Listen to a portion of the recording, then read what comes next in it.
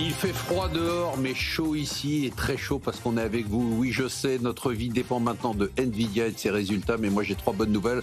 C'est votre argent, c'est votre week-end et c'est une émission, je réfléchis, exceptionnelle. Exceptionnelle parce qu'on va faire le point sur ce qui s'est passé cette semaine. C'est encore totalement dingue sur l'économie, sur la finance, les marchés, sur votre argent. En tout cas, ce qu'il en restera après qu'on vous ait tout piqué en impôts. Au sommaire aujourd'hui, le mot de la semaine, ça va être budget. J'avoue très franchement que je ne comprends plus rien. Je ne sais pas où on en est. Qu'est-ce qui est voté, pas voté? Qu'est-ce qu'on aura? Est-ce qu'on sera massacré ou pas? Une certitude, on sera massacré. La question macro, l'intelligence artificielle, est-elle devenue un risque systémique? On va en parler. L'impact de l'intelligence artificielle sur l'économie est massif, à court terme, à moyen terme, à long terme. Le chiffre de la semaine, c'est évidemment le cours du Bitcoin. Pourquoi évidemment? Parce qu'il y a eu un énorme mouvement de baisse. On en parle quand ça monte très fort. On en parle aussi quand ça baisse très fort. Quel impact? Pourquoi? Est-ce que ça va continuer? En deuxième partie de l'émission, évidemment, après le choc de cette semaine, on a eu une mauvaise semaine sur la bourse. Eh bien, où vont les indices boursiers? Est-ce que c'est une petite correction, un renversement de tendance? Dans ce contexte, quel est le placement de la semaine que nous recommandent nos invités? Le top ou le flop de la semaine? Le top 3 des gérants, les actions à acheter ou vendre. Mais vous savez que pour une émission exceptionnelle, oui. Il faut des invités exceptionnels. Oui. J'ai le plaisir donc de vous présenter notre Jedi de l'économie et de la finance. Elle nous initie, en tout cas moi, régulièrement sur les grands mécanismes de l'économie et ceci avec talent puisque je comprends. Anna Boata, vous êtes directrice de la recherche macroéconomique d'Alliance Red. Bonjour. Bonjour. Vous allez encore m'apprendre des choses aujourd'hui? J'espère. C'est le but. Parce qu'après, je frime, après j'explique tout ce que vous m'expliquez, je donne l'impression que c'est moi qui l'ai inventé. Dans un monde de plus en plus irresponsable, et en partie dans cette émission, il nous faut un spécialiste ou une spécialiste qui se bat pour nous rendre plus responsables, et sa tâche n'est pas simple en ce moment, Léa. Je vous plains, Léa Dunant-Châtelet, vous êtes directrice de l'investissement responsable chez DNCA Finance. Non, c'est la meilleure année. Ah bon? C'est la meilleure année. Vous arrachez pas les cheveux avec des gens comme moi qui... Quasiment plus 60 sur l'indice des énergies vertes. Vous vous rendez compte? C'est la meilleure performance de tous les indices mondiaux. Ah oui, Plus 60 Ah ouais. Bon, enfin, ça c'était, on va dire quand même que c'était un peu fait massacrer, mais d'accord. La bulle a été dégonflée, ça c'est sûr. Alors c'est une nouvelle recrue, c'est toujours un événement dans C'est votre argent. Alors elle va nous expliquer parce que ces grands mouvements de carrière ont coïncidé avec les grandes crises financières. Sophie Chevelier, vous êtes gérante chez Dorval AM. Bonjour d'abord, bienvenue. Bonjour. Alors expliquez-nous pourquoi vos mouvements de carrière ont coïncidé avec des grandes crises financières. J'ai essayé d'en rater aucune. Alors allez-y, expliquez-nous. En 28 ans, j'ai commencé en Asie juste avant la crise asiatique. Je suis rentrée en Europe en 99, au moment de la bulle des technos. On aura peut-être le temps d'en parler aujourd'hui. Et puis je suis rentrée dans cette belle maison qui est Dorval, en pleine crise financière européenne, enfin mondiale, la GFC 2008. Donc voilà. Ça ne vous a pas empêché d'avancer. Et Dorval, vous nous expliquez en 2 mots ce que fait Dorval? Alors Dorval, c'est une société de gestion à taille entrepreneuriale qui est affiliée du groupe Natixis, et nous gérons sur principalement les marchés cotés. D'accord. Voilà. Européens, mondiaux. Si vous voulez comprendre l'économie, il y a Anna Boata, et puis vous pouvez suivre aussi ces publications sur les réseaux sociaux. C'est ce que je fais avec beaucoup d'assiduité. L'économiste qui murmure à l'oreille des dirigeants d'entreprise, pauvres dirigeants d'entreprise. Denis Ferrand, vous êtes directeur général de Rexecode. Comment ça va, Denis? Bonjour Marc, ça va très bien. Comment vont vos dirigeants d'entreprise? Ils sont quand même assez énervés, inquiets, tout. Enfin, je pense qu'il y a toutes les palettes que l'on veut, mais pas les palettes les plus roses. Et quand vous voyez un Sébastien Lecornu qui gueule contre les patrons, parce que les patrons gueulent, ça vous rend pas dingue? Moi, ça me rend dingue déjà de les appeler les patrons alors que c'est des dirigeants d'entreprise, comme si on était tous patrons du CAC 40, et sans comprendre que être dans un environnement où on n'a aucune visibilité, c'est un cauchemar. Ouais. Et justement, je pense qu'on y reviendra là-dessus quand on parlera du budget. Il faut faire très attention à l'importance que l'on va accorder à l'absence de visibilité. Parce que derrière, on va réclamer beaucoup de stabilité, mais si cette stabilité se paye au prix de décisions qui sont totalement erratiques, alors à ce moment-là, on accentue, on matérialise beaucoup plus le risque sur la croissance que ne le ferait l'instabilité. Allez, on va justement parler de ça avec le budget. Franchement, bon, je vous l'ai dit en entrée, je n'y comprends rien. Alors, il y a eu des hausses d'impôts massifs qui ont été votées par les députés. Le vote sur le budget incertain, on lui dit en fait, ça serait bien qu'il soit pas voté parce que s'il n'est pas voté, qu'il est rejeté par le Sénat, bah, ça va passer en commission mixte paritaire. Et si jamais ça ne passe pas, bah, derrière il y aura une loi spéciale. Enfin, je comprends rien. Anna, vous nous aviez parlé de loi spéciale. Je vous donne la parole. Je pense qu'on est toujours dans un scénario où on a évité le pire, qui était d'avoir des nouvelles élections anticipées. Et depuis septembre, on parle de cette loi spéciale, puisqu'on voit que c'est très difficile, que ce soit à l'Assemblée ou au Sénat, de se mettre d'accord sur un budget qui tient la route. C'est vrai qu'on a révisé un petit peu à la baisse les ambitions. Donc, on attend un budget qui devrait corriger le déficit français, on rappelle, de 5,4% cette année à 4,7% l'année prochaine. Mais en fait, déjà ça, c'est très ambitieux. Donc, on parle quand même de 1% du PIB qui, bien sûr, s'explique par une partie des hausses des taxes et baisses des dépenses. Mais je pense que c'est important de pas tomber dans le stéréotype des hausses des taxes. Ce n'est que 30% du budget qui est sur la hausse des taxes. Le 70% de l'effort, c'est sur la baisse des dépenses. Après, le problème... La baisse des dépenses, quand on supprime une niche fiscale, c'est considéré comme une baisse de dépenses. Mais excusez-moi, c'est une hausse d'impôt. Oui, après, on sait très bien qu'il y a beaucoup de niches fiscales en France et qu'il y en a beaucoup qui sont inefficaces.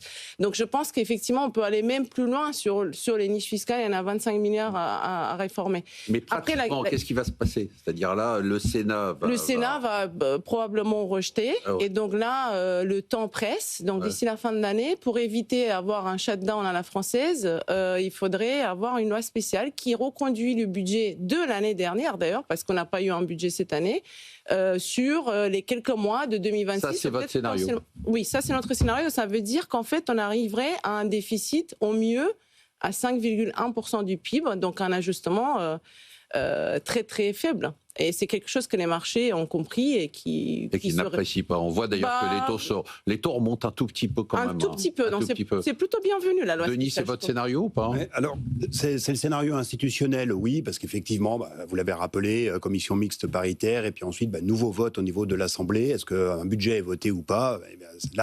C'est là, on est encore un peu dans le bleu. C'est pour ça qu'il faut peut-être revenir sur les chiffres auxquels on peut s'attendre. Vous avez eu une note récemment, Amélie de Montchalin, la ministre du Budget, a évoqué qu'en l'état de la discussion, en l'état du texte sorti de l'Assemblée nationale première lecture, on était plutôt à 5% du PIB. Il y a une note qui a circulé il y a quelques jours qui faisait état que si on était en loi de finances spéciale, ce serait 5,9% de PIB pour le déficit public en 2026.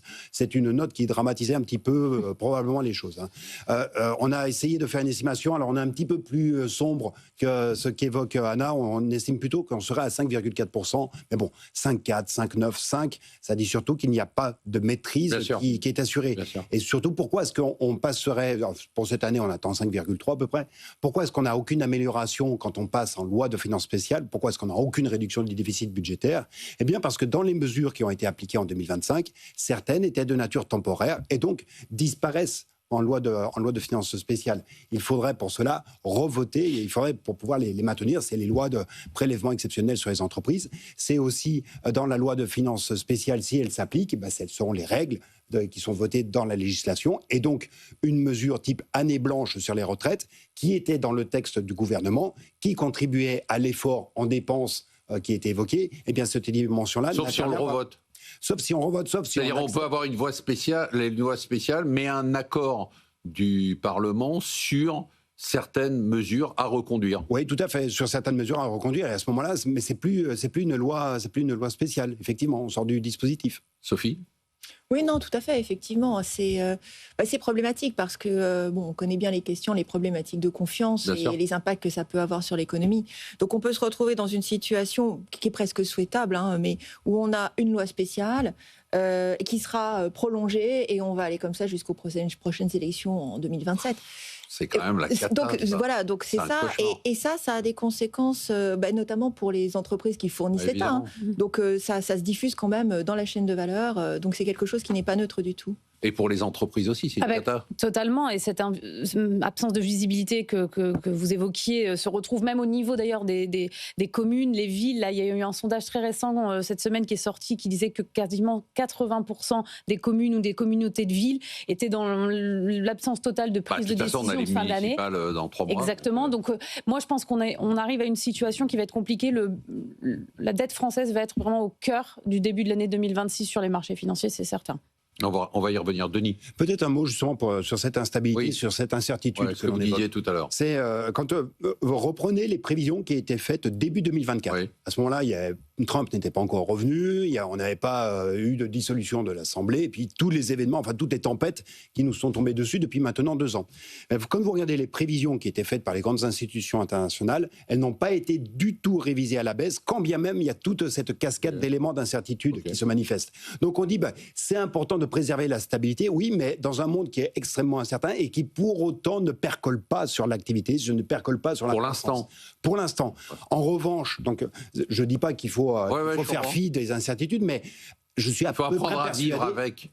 Et c'est ce que font les entreprises, justement. Elles apprennent à vivre avec cet environnement qui est extrêmement dégradé. En revanche, s'il y a des votes avec les dispositifs de fiscalité, d'augmentation de la fiscalité qui sont évoqués, si ce vote-là se matérialise in fine, là, en revanche, on peut être à peu près certain que l'impact sur la croissance, et cette fois-ci uniquement sur la France, il sera bel et bien là. Donc, attention à ne pas surjouer la stabilité à tout prix. Quelquefois, on arrive à s'adapter face à l'incertitude extrêmement forte. Autre raison d'instabilité très forte quand même sur les marchés, on le voit, sur les marchés, sur l'économie immédiate, sur les projections, l'intelligence artificielle. Est-ce que c'est devenu un problème systémique ? On a vu cette semaine l'attention incroyable portée sur les résultats d'NVIDIA, résultats trimestriels seulement, on n'est pas non plus dans des trucs complètement dingues. Et puis la variation du marché, des centaines de milliards de dollars en hausse puis en baisse. On voit l'impact qu'on avait chiffré à cette émission, l'impact sur l'économie directe des dépenses dans l'IA, 0,6, 0,7, 0,8% de points de PIB. Et puis cette discussion incroyable par personne interposée entre le directeur financier d'OpenAI qui dit nous, de toute façon, on risque rien, on est too big to fail. Et puis le patron d'OpenAI qui dit ça n'existe pas. Dans mon monde à moi, c'est le capitalisme. Dans le capitalisme, quand on rate et on ne vient pas se faire sauver.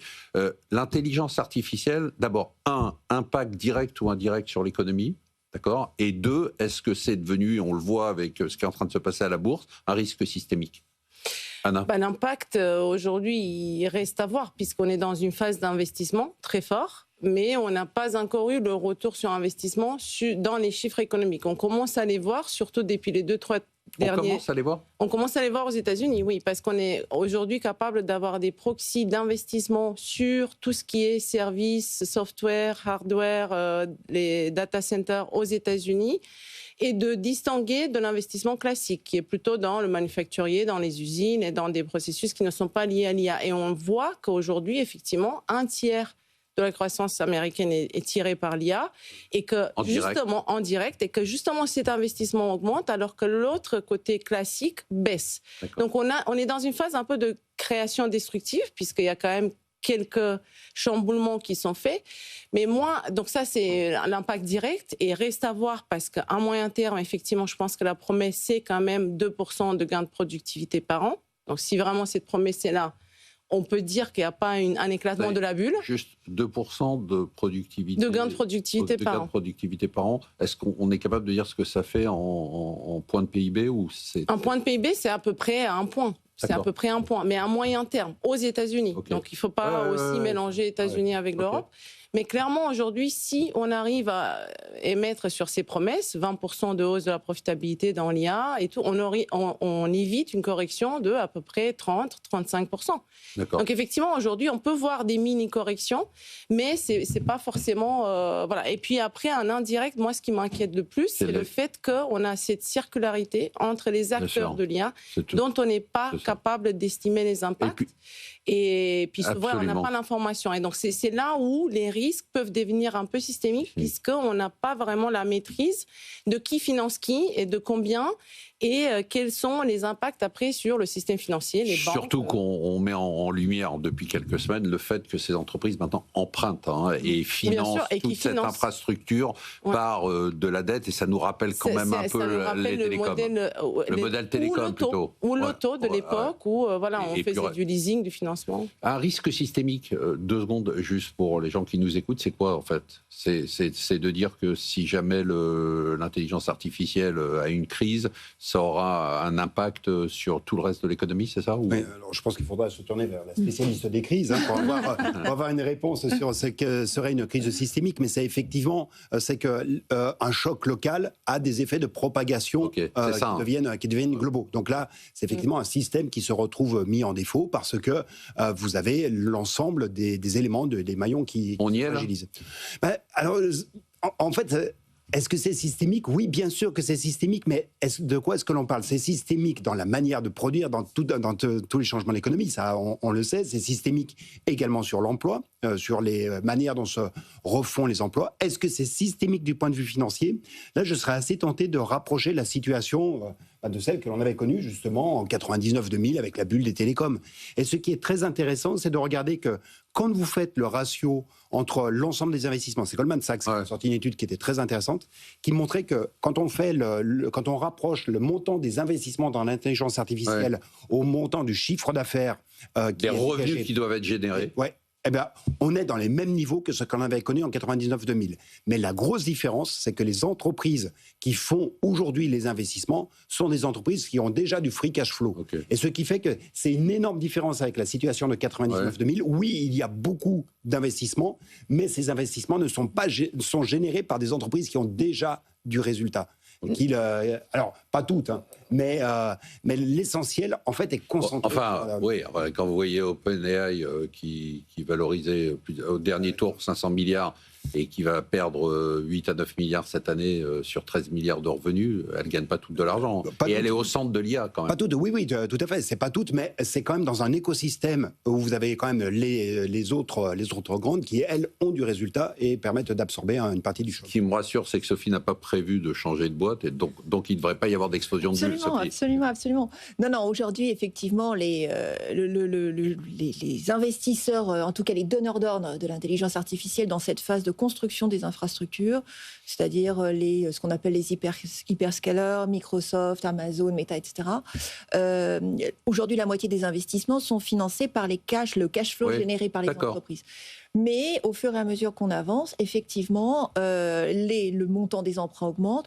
On estime, alors c'est Morgan Stanley qui a fait cette étude, mais qui estime que dans les 10 années à venir, pour remplir les 3 à 4 000 milliards d'investissements qu'il va falloir dépenser pour mettre en place l'infrastructure intelligence artificielle, à peu près 800 milliards seront financés par le crédit privé. Or, en ce moment, on a en même temps aux États-Unis un débat autour des problèmes qu'on a dans le crédit privé, avec peut-être des pratiques qui peuvent être aujourd'hui un petit peu discutables et qui ne sont pas sans rappeler la GFC, puisque là, on a eu un Great CLO, Financial Crisis le Great Financial de 2008. La GFC. On a eu un CLO, donc du crédit collatéralisé de BlackRock, qui n'a pas réussi ses tests sur la partie senior. C'était pas arrivé depuis quand même longtemps. Donc il y a des petits sujets.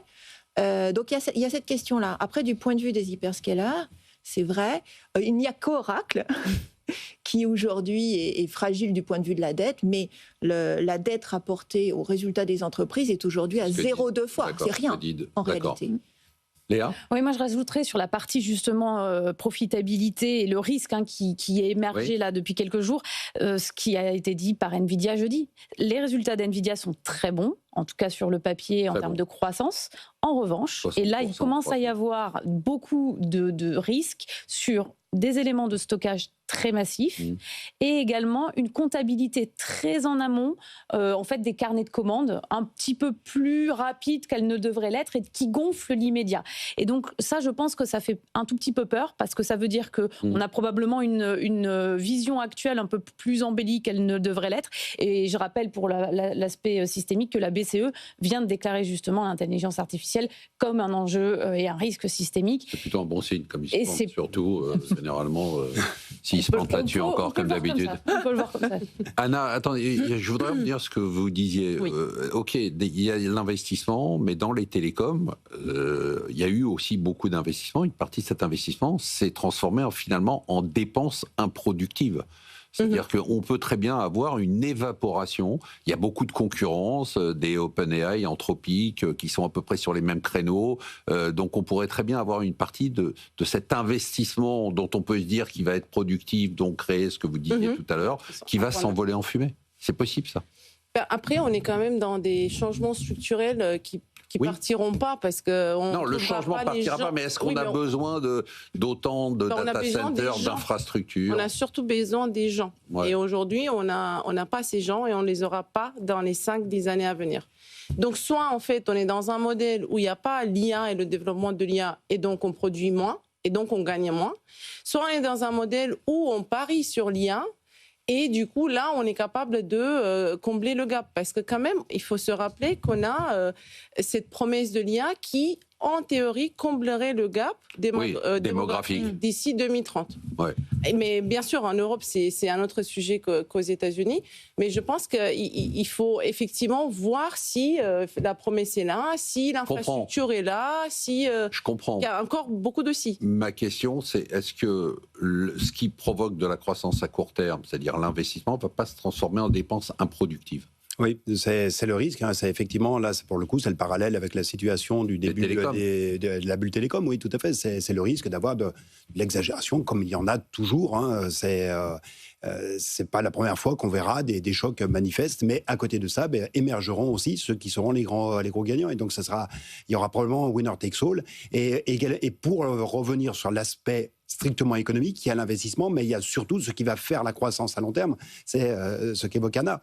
C'est bien les gains de productivité, et toujours se rappeler que les gains de productivité sont maximisés quand vous êtes à la fois le producteur et l'utilisateur de l'IA. C'est-à-dire, évidemment, on le voit tous, on a des gains de productivité en utilisant l'IA, mais au niveau d'un pays, c'est quand vous combinez les deux, que vous maîtrisez la... Attendez, expliquez ça. C'est-à-dire, moi, aujourd'hui, j'utilise l'IA, je suis plus efficient, ça ne se traduit pas par un gain de productivité? Si. Vous avez de l'augmentation de votre productivité en tant qu'utilisateur de l'intelligence artificielle, mais à l'échelle d'un pays, vous n'êtes pas un producteur vous-même d'intelligence artificielle. Non. Non, pas du tout. J'ai du mal. Non, même intelligence humaine, j'y arrive pas, donc artificielle. Mais à l'échelle d'une nation, vous êtes gagnant quand vous êtes aussi le producteur, le diffuseur de la solution qui s'impose un peu partout dans le monde. Et c'est ça qui est intéressant à regarder du point de vue de la macroéconomie, de regarder l'aspect producteur et l'aspect... Attendez, c'est intéressant ce que vous dites, pour une fois. Ça veut dire que globalement, nous, par exemple, en Europe, qui ne produisons pas d'IA, on va utiliser l'IA, on va améliorer notre productivité, mais du coup, on va avoir en face les dépenses qui vont profiter aux producteurs d'IA, c'est ça? Disons que sur les 2 points de productivité qu'évoque Anna, on en aura un. Voilà, c'est... Donc 0,5% potentiel de croissance, c'est ça? Voilà, enfin, je le dis, c'est pour donner les idées. Mais c'est bien de distinguer ces 2 dimensions. Les gains de productivité, ils se génèrent par les usages et par la production. Vous êtes d'accord avec ça? Avec le fait que, par exemple, pour l'Europe, on va se retrouver dans une situation où finalement, on peut améliorer notre productivité grâce à l'IA, mais le fait d'acheter des produits américains, par exemple, va nous plomber? Oui, et puis le problème, c'est qu'on n'achète pas que l'IA, on achète aussi les services de cloud, les hyperscalers. C'est ça le problème, c'est qu'on est incapable d'être au moins au bout dans une petite partie de cet écosystème. Et ça, c'est vraiment exceptionnellement dangereux parce qu'effectivement, on va importer quelque chose qui devient critique à un prix très fort. Donc effectivement, d'un point de vue compétitivité, et au mieux, je pense que l'Europe aura la moitié des gains de productivité des États-Unis. Vous qui êtes économiste, est-ce que l'IA, pour vous, c'est une bonne nouvelle pour l'économie mondiale? C'est important. Pour moi, oui. Je vois plus à la fin un résultat net positif. Mais le problème, c'est aussi un problème générationnel, puisque en fait, on voit bien que sur certaines tranches du marché de travail, aujourd'hui, l'existence de l'IA rend l'entrée sur le marché de travail plus compliquée pour les jeunes. Oui, donc la question est sur la réglementation, puisque quand ce problème deviendra socialement inacceptable... Mais il commence à l'être. On a des embauches de diplômés aux États-Unis qui sont au plus bas depuis des décennies, donc la question hors crise. Sur comment les États vont réagir. Est-ce que, comme d'habitude, à la place d'aller avec l'innovation, dans le sens de l'innovation, on va plutôt stopper l'innovation avec la réglementation? Et c'est là, potentiellement, que peut venir une correction un peu forte. Denis, en quelques secondes, je pose la même question qu'Anna, mais en réponse très, très rapide. Bonne nouvelle ou mauvaise nouvelle l'IA pour l'économie? Bonne nouvelle. Bonne nouvelle. Oui, tout à fait. Malgré le choc de l'emploi pour des générations... Mais c'est toute l'histoire, c'est l'histoire économique que l'on pourrait balayer en quelques heures ou en quelques secondes, comme vous me le demandez. C'est l'innovation et le moteur de la croissance. C'est Philippe Aghion qui l'a redit. On se retrouve en deuxième partie de l'émission. On va parler du Bitcoin, on va parler des marchés, on va parler des actions à acheter ou vendre. On va parler du placement de la semaine, le top ou le flop de la semaine, le top 3 des gérants. À tout de suite. Face à l'intelligence artificielle, nous sommes là, vraiment. Il n'y a pas de Grok Imagine qui nous a créé des scènes où on va danser tous ensemble, peut-être tout à l'heure.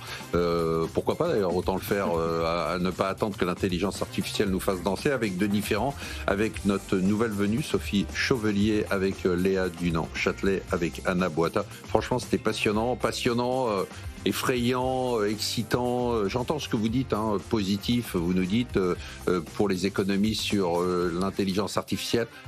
Il va falloir expliquer ça quand même à des jeunes qui voulaient devenir avocats, qui veulent devenir comptables, qui veulent devenir analystes financiers à court terme. Ça va être chaud quand même.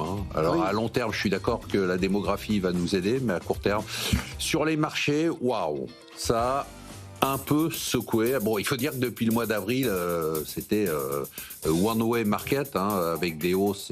Et d'ailleurs, quand on regarde la performance de l'année, si on était parti en vacances et on regarde depuis le début de l'année, comme Denis Ferrand, si on revient de vacances et qu'on était parti en décembre de l'année dernière, on dit c'est plutôt pas mal. Le CAC 40 en hausse de 8%, le S&P 500 en hausse de 11%, Nasdaq 14%. Oui, mais quand même, cette semaine, on a perdu près de 3% avec des swings complètement dingues sur les marchés. Évidemment, on a parlé de Nvidia, les résultats sortent, ils sont meilleurs que prévu, ça monte de 5%. 5%, on me dira, c'est pas grand-chose. Oui, c'est juste 250 milliards de dollars, c'est 2/3 de la capitalisation de LVMH, puis ça se retourne, donc ça baisse de 3%. C'est-à-dire plus 5, moins 3, ça fait 8%. 8%, c'est juste gigantesque quand on a une boîte qui fait 4,5 milliards de capitalisation.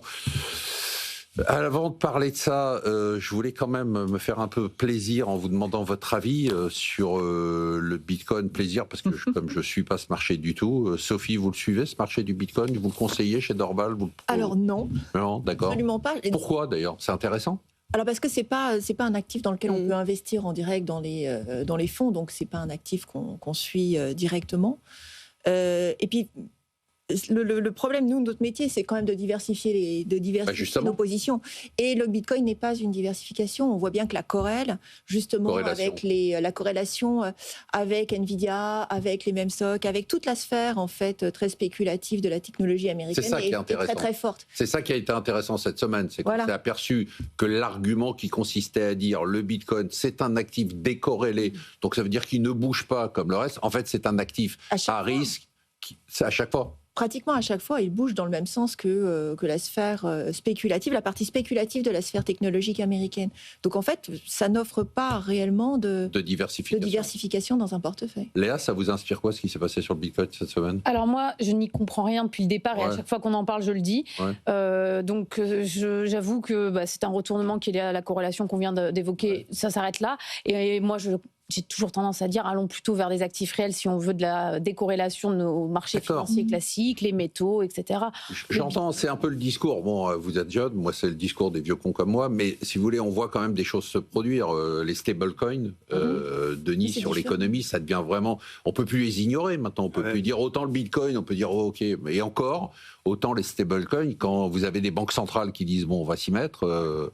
Oui, et c'est vrai que en fait, je reviendrai sur un mot qu'a évoqué tout à l'heure Léa, qui était un peu ces doutes qu'il y avait derrière les comptes de Nvidia. Ce que l'on a désormais, c'est les doutes par rapport à la promesse stablecoin. La valeur ne bouge pas. Stablecoin, en fait, Par définition. Par définition, ça ne bouge pas parce Il faut rappeler ce que c'est. Parce que c'est backé, parce que c'est des jetons qui permettent d'acheter des titres, des bons du Trésor et à hauteur, et après, c'est échangeable contre du dollar à hauteur de 1 pour 1.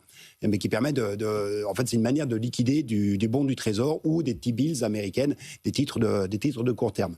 Mais il apparaît que Tether, qui est, enfin, il y a deux grands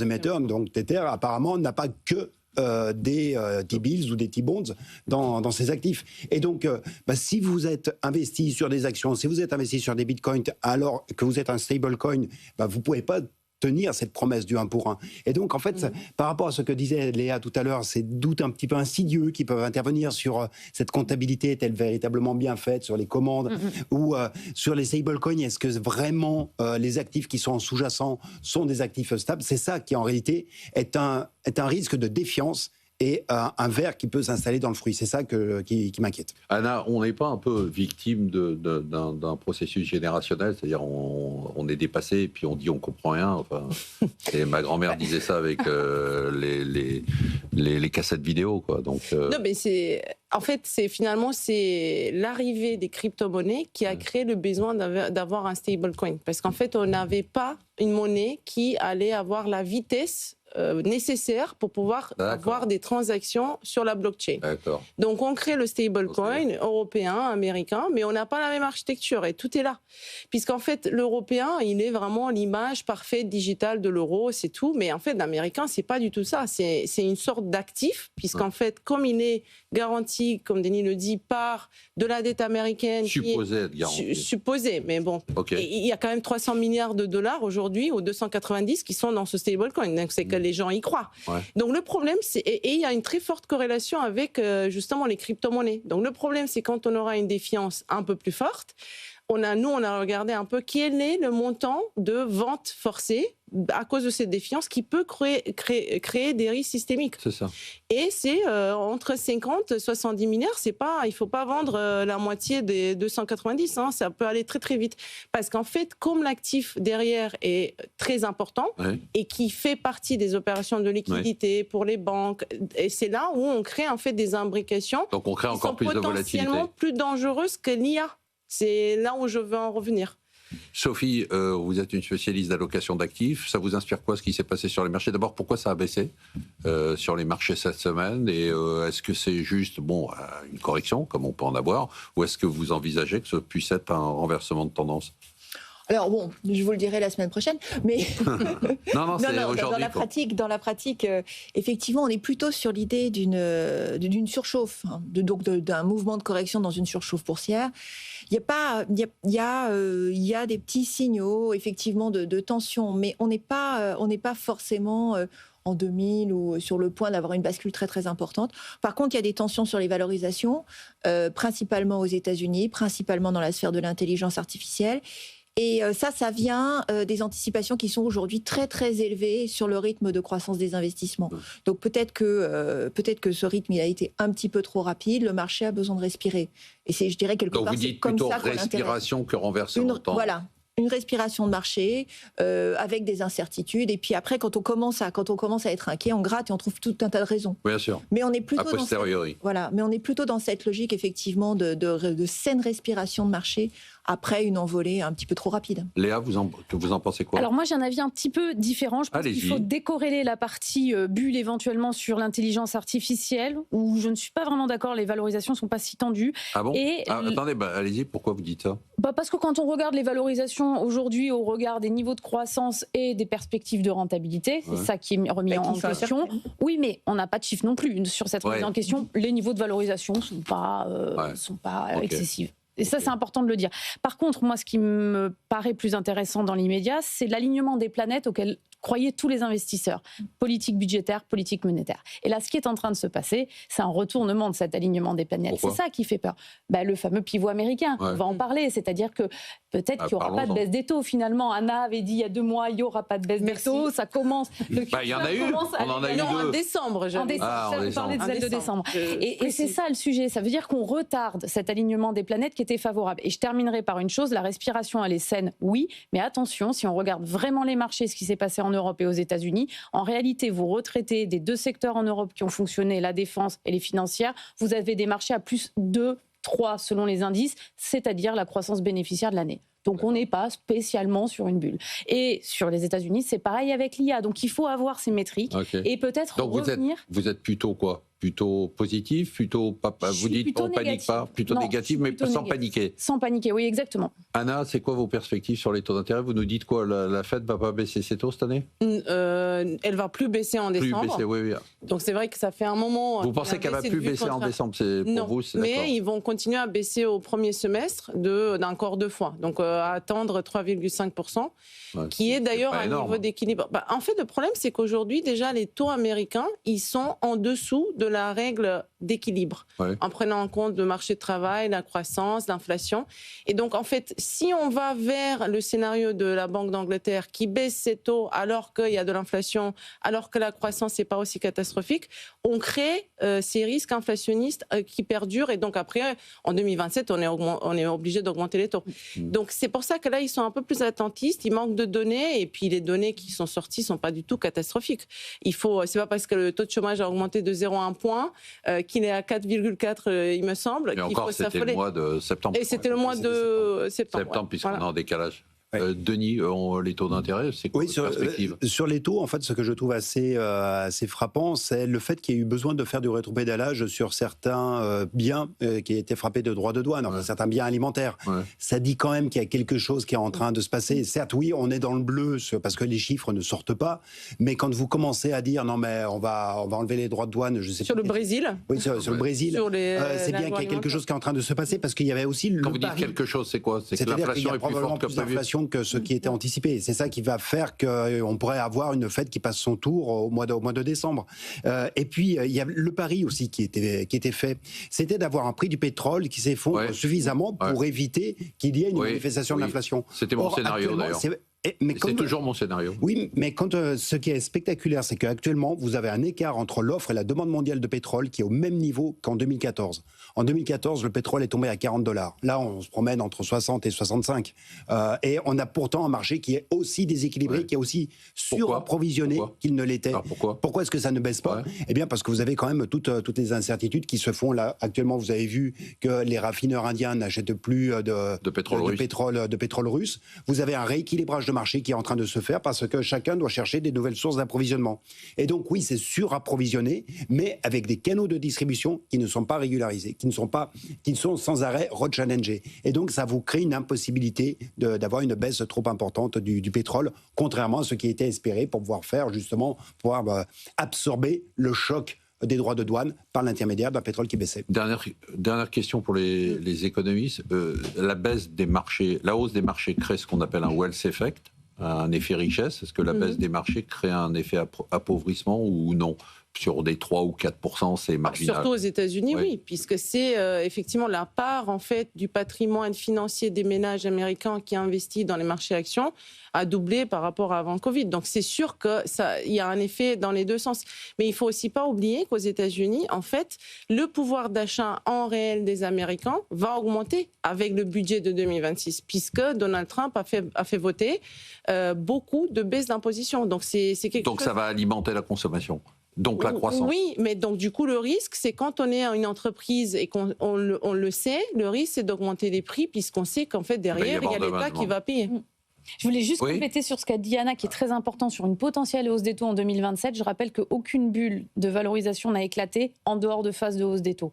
Et ça, c'est vrai que le marché le regarde beaucoup. Ça inquiète également de ce point de vue-là. Une bulle, celle de l'IA potentiellement dont on parle tous, ne peut éclater que s'il y a hausse des taux. Sur l'effet de richesse, deux éléments. La part des actions dans le patrimoine des ménages américains n'a jamais été aussi élevée que par le passé. On est à plus de 30% dans le patrimoine des ménages américains. Et l'effet de richesse, il est asymétrique. Il est beaucoup plus fort à la baisse qu'il ne l'est à la hausse. Beaucoup plus fort à la baisse qu'à la hausse. Oui, parce qu'il y a toujours une plus forte sensibilité à de la perte de patrimoine. Il n'y a de sensibilité à la hausse de celui-ci. Et ça vaut pour tout. Ça vaut aussi pour la fiscalité. Regardez, on a été insensible à la disparition de la taxe d'habitation. En revanche, dès qu'il y a une augmentation d'impôts, on la sent beaucoup plus. Bon, on le voit en Chine avec l'immobilier. Justement, à la baisse. Ça veut dire qu'on peut donner de l'argent aux ménages chinois. Ils ne dépensent pas parce que c'est le marché immobilier qui ne reprend pas. Alors justement, dans ce contexte-là, mesdames, les spécialistes de l'allocation d'actifs et de la gestion, le placement de la semaine, c'est quoi, Sophie, pour vous chez Dorval, c'est toujours les actions, quoi qu'il se passe, ou vous avez des placements alternatifs à nous proposer? Alors le recul du marché, cette saine respiration en fait du marché, effectivement, nous redonne un petit peu des perspectives plus favorables, sachant que quand même, si on remet ça dans un contexte global, l'année 2026 qui se dessine devant nous, c'est plutôt une année de réaccélération de la croissance économique, avec un environnement opératoire pour les entreprises qui sera un peu meilleur, aussi bien au Japon qu'aux États-Unis qu'en Europe. Donc oui, après, on va toujours équilibrer les risques et c'est vrai qu'on va chercher des sources de protection parce que la correction qu'on est en train d'observer, on ne connaît pas d'avance son ampleur. C'est quoi des sources de protection? Alors des sources de protection, on va aller chercher de la dette d'État éventuellement, puisque maintenant que l'inflation a quand même reflué, même si je suis d'accord, il y a des interrogations, elle est à nouveau attractive, la valorisation de la dette d'État est à nouveau attractive, on va chercher des protections plus directionnelles avec des produits dérivés sur les marchés d'actions. Donc on va essayer d'accompagner en fait ce mouvement de correction. Mais fondamentalement, on reste plutôt positif sur le marché des actions, oui. Léa, le placement de la semaine, pour vous, c'est quoi? Alors, il n'y aura pas un placement en tant que tel. Je mettrai vraiment de côté en ce moment les actifs illiquides. Je trouve que c'est assez risqué dans ces environnements. Qu'est-ce que vous mettez dans les actifs illiquides? Le private equity, l'immobilier coté, ce genre de choses où on a tendance à envoyer les clients même les produits structurés et les bloquer là-dedans. Et puis, on pense que dans 4 ou 5 ans, ça ira mieux. Je pense que là, ça peut être compliqué. On voit que les valorisations et les capacités à sortir, notamment dans le private equity, en ce moment, sont assez difficiles. Quand je dis sortir, c'est revendre les actifs. Ouais. Et ensuite, sur la partie marché liquide, que ce soit le crédit ou les actions, moi je crois beaucoup dans les actions européennes encore pour l'année prochaine. Okay. Je pense que c'est la zone qui ira le mieux et je pense qu'en ce moment, les respirations qu'on a sont l'occasion d'aller y investir dans d'autres secteurs que ceux qui ont très bien marché. Ils n'ont pas tellement corrigé les marchés européens, si? Oh si, quand même. Là, en fait, c'est très différencié. C'est ça qui se voit très mal aujourd'hui quand on regarde pas à la loupe.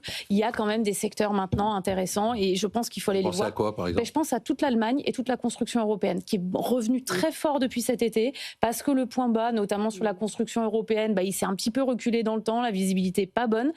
Sincèrement, là, il y a des sociétés qui vont bénéficier à la fois du plan allemand, à la fois de la reprise de ce cycle immobilier. Dans la construction. Ah oui. Ouais. Et donc vraiment, moi, je regarderai ce segment-là. Côté crédit, je prendrai des bénéfices sur tout ce qui est high yield, aller plutôt sur l'investment grade, parce qu'on va avoir des tensions avec ces problématiques de taux. Allez, on passe tout de suite au top ou au flop de la semaine à vous, Anna. Top ou flop, Anna? C'est un top d'avoir eu les résultats de Nvidia qui n'ont pas déçu. Voilà, il y avait quand même... Elle vous dit que les chiffres sont faux, ils sont à la chinoise. Ils sont tellement hauts quand même s'il y a une marge d'erreur sur les chiffres. Ils sont mais la valorisation, elle permet pas d'avoir... Oui, c'est comme le budget français, il faut juste faire croire au marché que tout est sous contrôle et donc on a une solution qui empêcherait une paralysie totale de ce pays. C'est pareil avec l'IA, donc tant que les marchés... Ou c'est pareil avec l'indépendance de la Banque centrale aux États-Unis. Tant que les marchés s'y accrochent, il n'y a pas de correction. Mais le problème, c'est quand il y a une correction que là, pour vous, on va demander aux économistes quels sont les impacts. Léa, top ou flop? Oui, je vais juste corriger, ce n'est pas des chiffres faux, c'est des chiffres gonflés un peu prématurément, on va dire. Alors, je ne sais pas si c'est un top ou un flop, mais en tout cas, c'est la déclaration de Lisa Cook sur le risque systémique, un peu plus lié à l'interconnexion des entreprises aux États-Unis et des défauts. Rappelez qui est Lisa Cook. C'est une des gouverneurs de la Banque centrale et qui est plutôt opposée à Trump. Et là, elle dit attention, si on ne baisse pas les taux, il va y avoir des tensions, notamment sur les qualités de crédit. Et tout ça est interconnecté. Ça peut faire des défauts. Donc elle est opposée à Trump, mais elle va dans le même sens que Trump. Elle veut la baisse des taux. Oui, pardon. Elle était opposée. Non, c'est lui qui c'est plutôt dans l'autre sens que ça s'est passé. C'est lui qui lui a plutôt tapé dessus, mais sur ce point, ils sont en ligne sur la baisse des taux. C'est important ce qu'elle a dit. Ça a fait peur au marché aussi. C'est nouveau. Oui, nouveau. ça a fait très peur. Ça a participé. Sophie, top ou flop pour vous? Alors moi, j'ai hésité entre le top et le flop, mais je rejoignais un petit peu Léa sur la question de la stabilité financière et le risque elle parlait du crédit privé, en fait, quand elle a parlé des problèmes de valorisation et de défaut. Mais j'ai choisi un top, et c'est le plan qui a été voté au Japon, donc le plan de Sanae Takaichi, la nouvelle première ministre japonaise, qui va représenter à peu près 3% du PIB, avec un volet pour alléger la pression inflationniste sur les ménages, notamment au travers du prix de l'énergie, puisque les Japonais sont importateurs nets.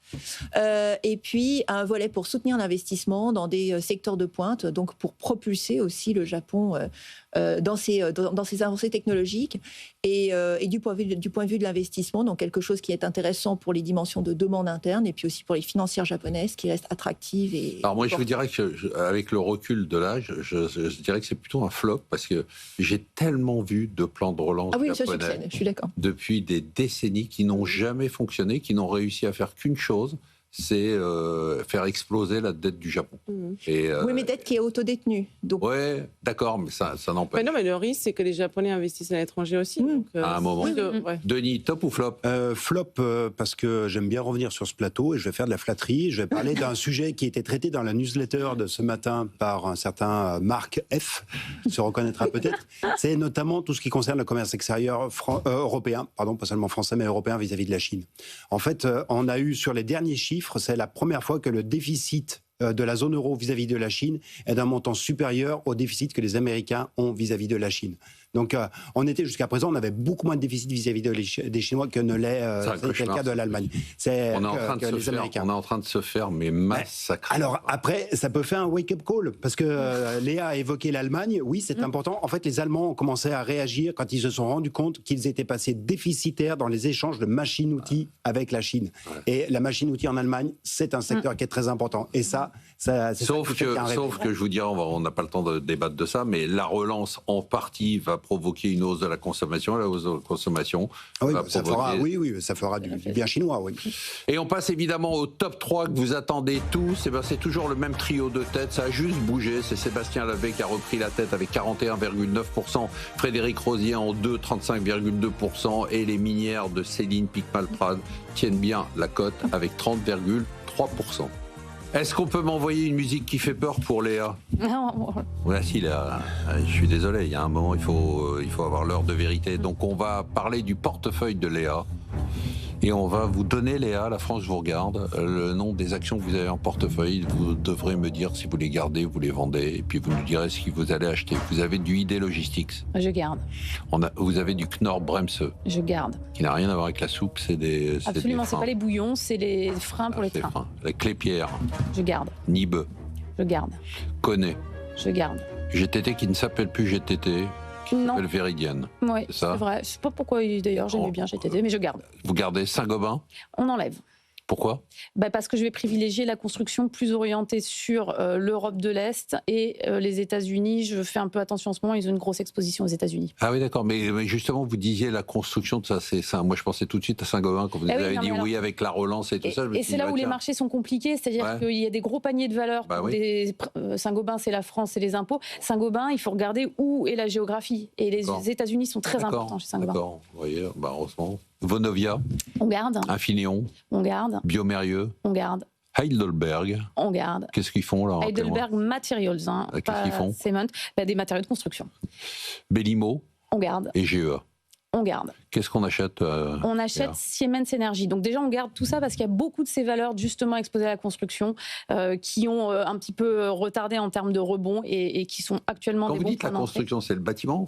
Ah oui, ça peut être le résidentiel, ça peut être les infrastructures. Et là, on a vraiment un double aspect, c'est-à-dire et puis ça peut être aussi comme Vonovia par exemple ou Kepler, de la gestion de parcs immobiliers déjà construits. D'accord, mais tout à l'heure, j'ai peut-être mal compris. Vous disiez pas les foncières cotées dans les SCPI. Ah d'accord, les SCPI, vous pensiez pas aux foncières cotées, d'accord. Et donc je rajoute Siemens Energy, c'est très important Siemens Energy, c'est un oligopole, Mitsubishi, Siemens Energy et General Electric Vernova, les trois plus gros acteurs qui produisent des turbines à gaz. Aujourd'hui, si on a un rebond du S&P Clean Energy à plus de 50% depuis le début de l'année, c'est parce qu'on a un besoin en énergie, en électricité, pour les data centers, pour les hyperscalers.